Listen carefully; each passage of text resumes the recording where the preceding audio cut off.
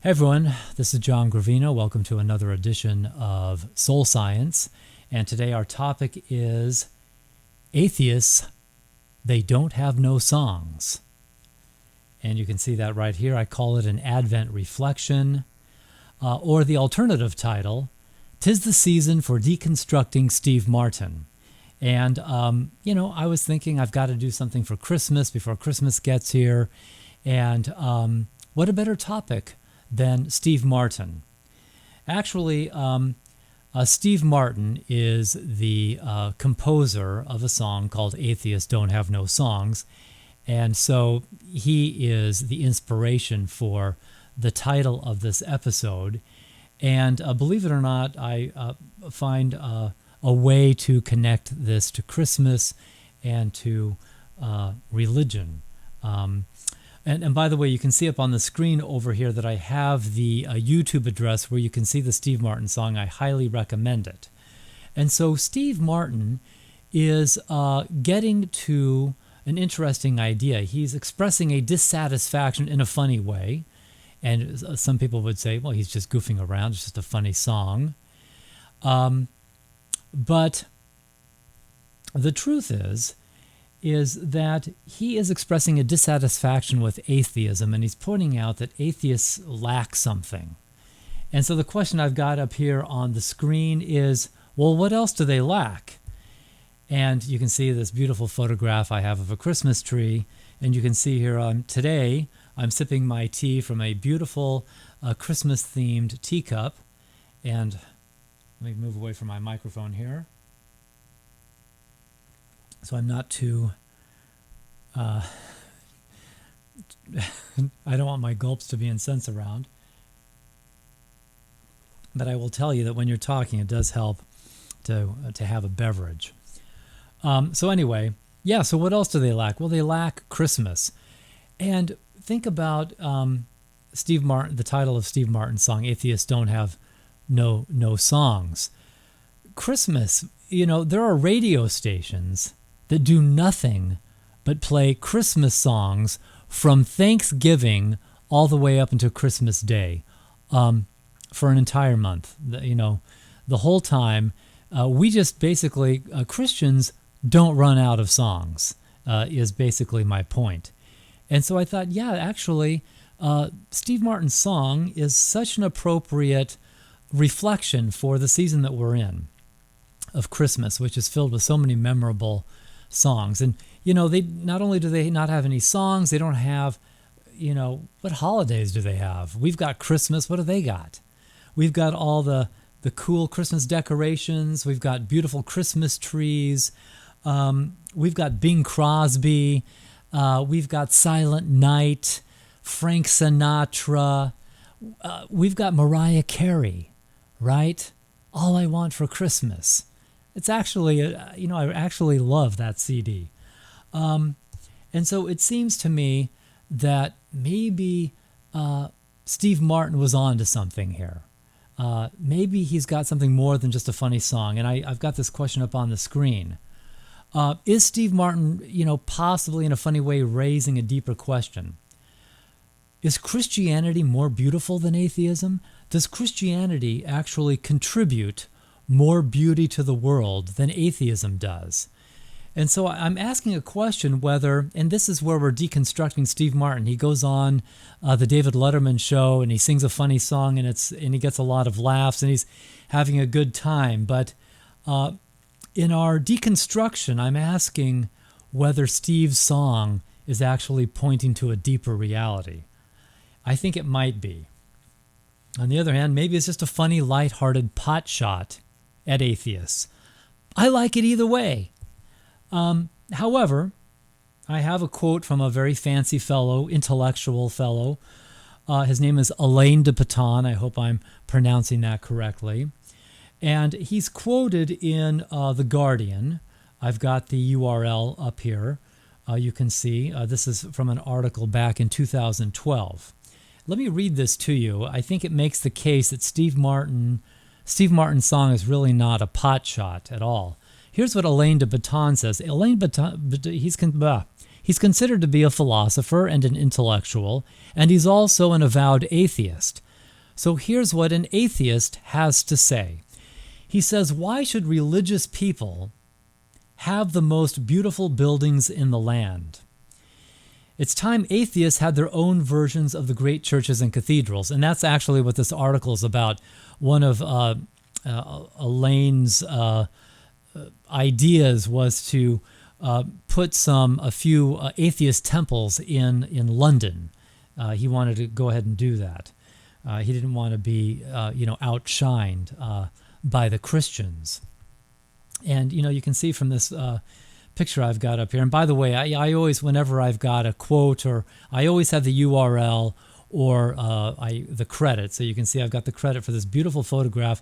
I believe it said it's St. Isaac's Cathedral. I'm not sure where. This is obviously the ceiling. Wow, how gorgeous. And I've been in some gorgeous churches before. And by the way, if you're an American and you happen to be in Washington, D.C., stop by the Basilica of the Immaculate Conception sometime, right off of the Catholic University of America campus. That is a breathtaking, beautiful basilica. And I mean, you can spend all day touring it. It is magnificent, and I highly recommend it. It's a worthwhile pilgrimage for anyone who's so inclined. This one right here is a very famous, famous cathedral in Milan. The name slips me. I'm such an ignoramus, but beautiful. It's here because it's beautiful, right? It's not built by atheists, is the point I'm making here. And here is a picture of a Ferrari. And what's that doing? What's that doing in here? Credit up on the screen here. Why do I have a picture of a Ferrari on here? Actually, I was thinking, I was thinking actually that the theme I'm developing in this presentation, this Christmas presentation, that some of the ideas you can actually find presented in another lighthearted form in the movie Ford versus Ferrari. If you've seen it, maybe you know what I'm talking about. But I think it has to do with the rivalry between Enzo Ferrari and Henry Ford II. Very interesting conversation between the two of them. Very interesting themes that are explored there. And I think that that movie, in another lighthearted way, gets at some of the ideas I'm trying to develop here. See that if you haven't seen the movie, see it and let me know if you see what I'm talking about. But getting back to beautiful cathedrals and beautiful songs and beautiful Christmas celebrations, our intellectual atheist friend Alain de Botton, he continues this theme of a dissatisfaction with atheism that we get from the funny Steve Martin song, which leads me to one of the biggest headlines of the year, I think. I don't think I'm overstating that. At least, in my humble opinion, I believe that this is a very big and important story. I'm talking about the conversion of Ayaan Hirsi Ali. She was, for a long time, running with the New Atheists. She was, in fact, I just saw an interview in which the four major of the New Atheists are Sam Harris, Richard Dawkins, Daniel Dennett, and Christopher Hitchens. Those are sometimes they're called the four horsemen of the New Atheism. And I didn't know this, but some people called Ayaan the fifth horseman. Apparently there was a documentary that they made, and she was supposed to actually be included in it, but I guess for some reason her schedule didn't allow it or something like that. But anyway, she was very much an avowed atheist, having originally been raised in the Muslim faith.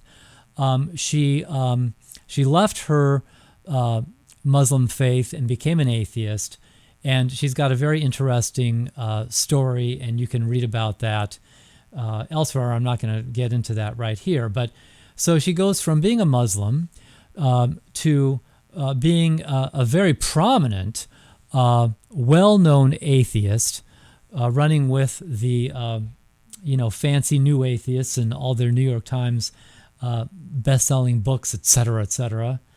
And her conversion, I would say, and oh, by the way, you can see right here that, again, I have the URL. I want you to read her conversion story.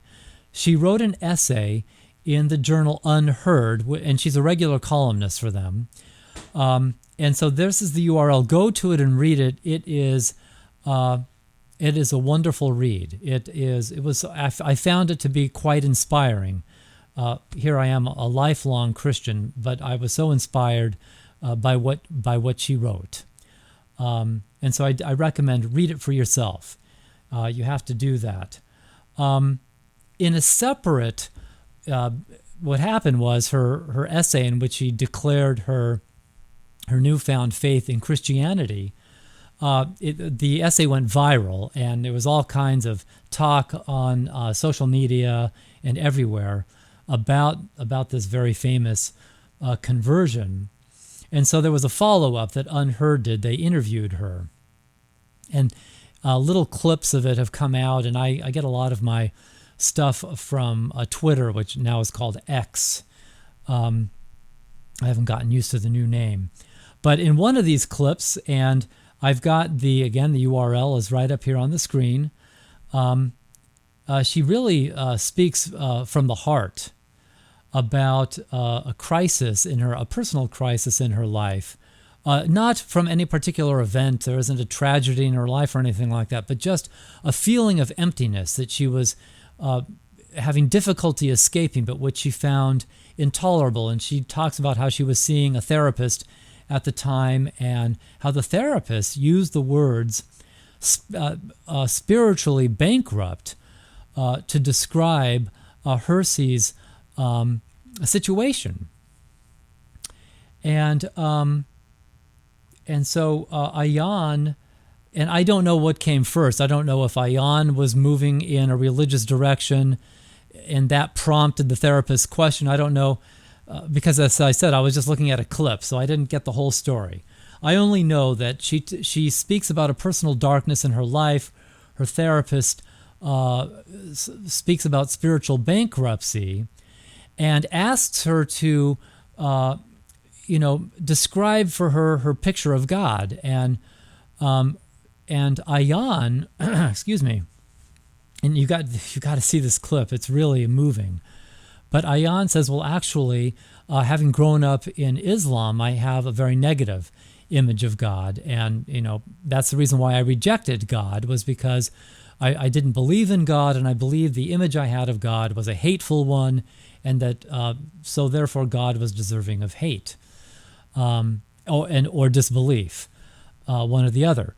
And so the therapist said, well, if you could reimagine God, if you could reimagine God, what would he be like? And she paused for a moment, and she pauses in the interview, and she says, well, truthfully, if I were to reimagine God, the way I think he should be and the way he ought to be, that would be Jesus Christ. And I wish I saw the whole interview. It's behind a paywall, which is one of the reasons why I didn't see the whole thing. There are only so many subscriptions a journalist can subscribe to, right? I can't subscribe to every journal on earth. I already have too many. Ask my wife. But anyway, and so this, I believe this was an epiphany for her. I don't know if she points to this moment with her therapist as being the epiphany, or if the epiphany came before and that she's, just hashing this out with her therapist. That part of it I'm not so sure about. But this was a very moving moment in the interview she does with her one of her colleagues from the Unheard journal. And you definitely see it. But it leads me to my next point. Eric Metaxas is one of my favorite authors. He's written a number of bestsellers, and this book right here was, no exception. Another hit bestseller. I did a review I wrote a review of this. Actually, I did 2 reviews of this book. I wrote a review of the book after I read a couple of chapters. No.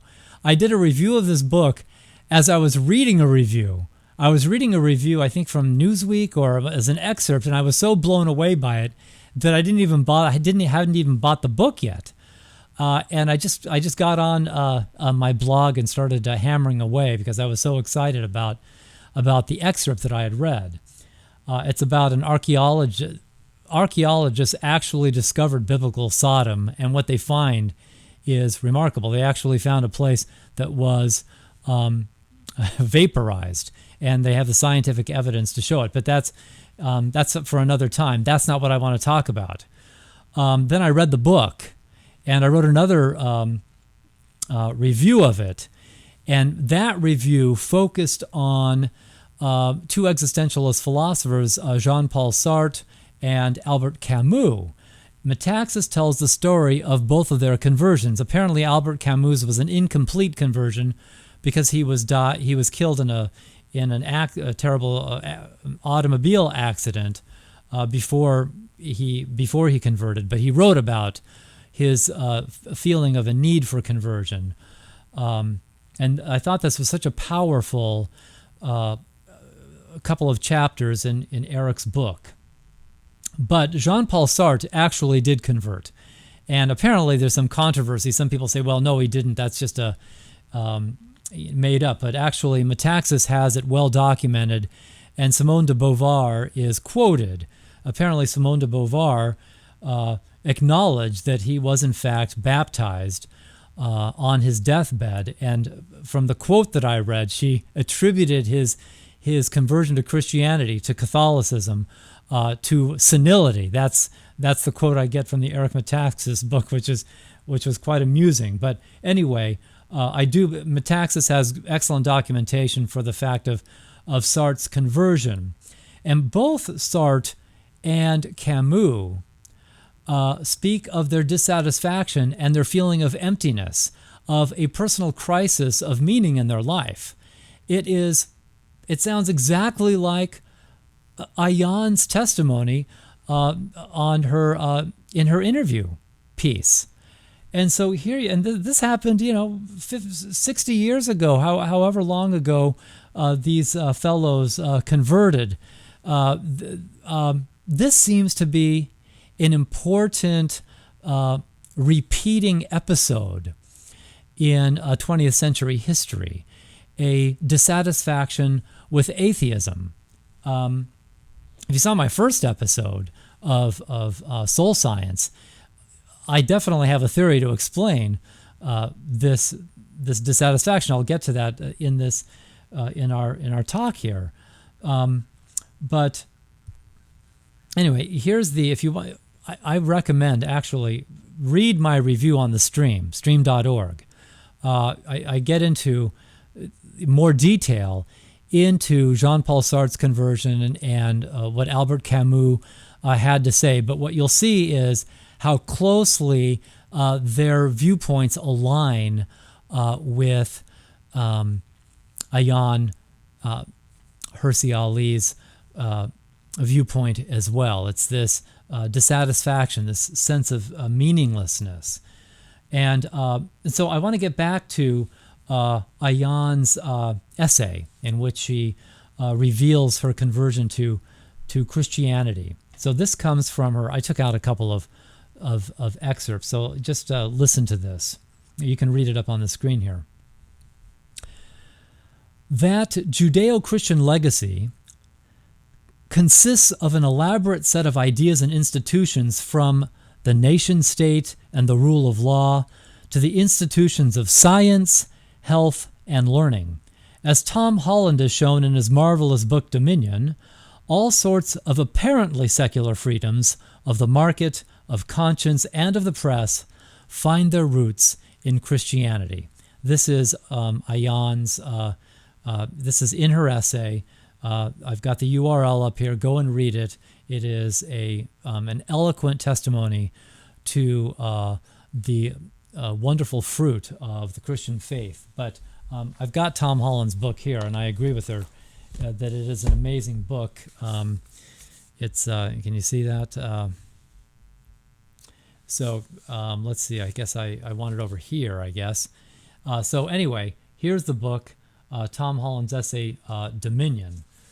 Definitely you want to, if you haven't read that book, you definitely read it. Ayaan refers to this book a lot. Apparently this book was very instrumental in her conversion, okay? Because of what it shows about the legacy, the contribution that Christianity has made to the development of Western civilization. That's not the only book that testifies to the Christian roots of Western civilization. This book right here, How the Catholic Church Built a Western Civilization, does the same thing, right? It talks about how the Catholic Church created the first colleges and universities that enjoyed a true academic freedom. Guess who defended the principle of academic freedom? It was the Pope, of all people. By the way, the Vatican, one of the first observatories of all ever, serious observatories, is at the Vatican as well. So our university system, the scientific revolution, the one thing that atheists take credit for, science, we actually owe Christianity a big debt of gratitude for the scientific revolution. Tom Holland points that out, as Ayaan Hirsi mentions in her essay, but Thomas Woods also documents this this not well-known fact, right, about Christianity and science. And he cites so many atheist scholars who agree on that point. This is not a biased viewpoint. It is sound academic scholarship that has led people to this conclusion. Again, very well documented by Thomas Woods. And I could mention another book, and I'm going to mention this book a little later. It's my own book. It's my very the first book that I wrote. I've got two right now out. I'm working on a third, and I'm working on a revised edition of my second book. But my book, The Immoral Landscape of the New Atheism, I did not refer to Dominion because Dominion hadn't been published yet. But I did talk about Thomas Wood's book quite a bit in this book. And this book my book attempts to unpack the philosophical implications and the logical implications of what does it mean? The Catholic Church, Christianity built Western civilization. What are the implications of that? How did the Catholic Church manage that feat? That's a lot to wrap your mind around. Excuse me. Okay, so more from Ayaan Hirsi Ali. Sometimes I like to call her AHA for short, after her initials. And so I have come to realize, this is Ayaan writing, and so I have come to realize that Russell, she's talking about Bertrand Russell, the atheist philosopher, and so I've come to realize that Russell and my atheist friends failed to see the wood for the trees. The wood is the civilization built on the Judeo-Christian tradition. It is the story of the West, warts and all. And so a very profound testimony to Christianity. And also, we can add Ayaan's name to a very long list of unhappy and dissatisfied atheists, including such, profound luminaries like Jean-Paul Sartre and Albert Camus, right? So she's definitely in a strong intellectual company by taking this step. And so if I can summarize the dissatisfaction with atheism, we have Steve Martin. They don't have no songs, those atheists. Alain de Botton, who happens to be an atheist, complaining that his team don't have no architecture neither. Ayaan, Hirsi, Ali. They don't have no meaning. And we have Jean-Paul Sartre to second that in her camp, along with Albert Camus. And Tom Holland, they don't have no Western civilization, and Thomas Woods would back him up.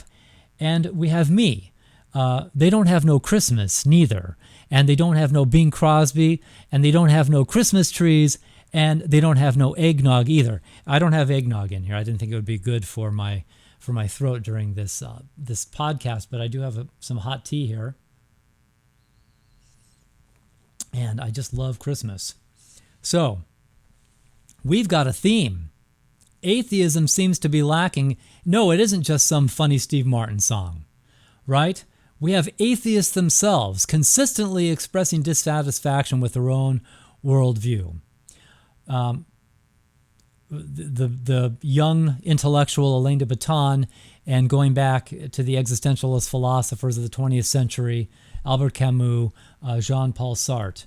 And so right now I want to get more into Ayaan's conversion as we get it from the interviews she's done, and as from her essay as well.